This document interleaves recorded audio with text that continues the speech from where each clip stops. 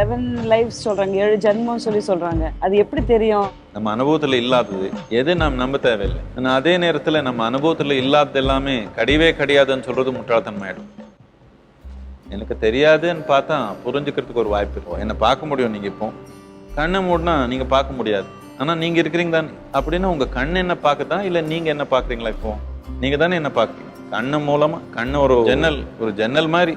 ஜன்னல் ஓபன் பண்ண பார்க்கலாம், ஜன்னல் மூடினா பார்க்க முடியாது. ஆனா நீங்க உள்ளே இருக்கிறீங்க. அப்படின்னு இந்த உடல் தாண்டி ஏதோ ஒரு விஷயம் இருக்கிற மாதிரி தெரியுது இல்லையா? உறுதியா புரியலனால உடல் தாண்டி ஏதோ ஒரு விஷயம் இருக்கிற மாதிரி கொஞ்சம் தெரியுது. நம்ம அனுபவத்துல இப்போ இல்லை. பிறந்த நாள்ல இருந்து இது வரைக்கும் என்ன இருக்குதோ அவ்வளவுதான் நம்ம அனுபவத்துல இருக்கு. நம்ம உயிர்த்தன்மைக்கு அடிப்படை என்ன, இந்த உயிருடைய தன்மை என்னன்னு புரிஞ்சுக்காம எப்படிங்க நாம் வாழ்றது? யார் என்னமோ சொல்லிக் கொடுத்தோம், நாம் புரிஞ்சுக்கணும் தானே கட்டாயம். அது புரியாம நாம் வாழணும், நம்ம வாழ்க்கை ஒரு முழுமைன்னு சொல்லவே முடியாது.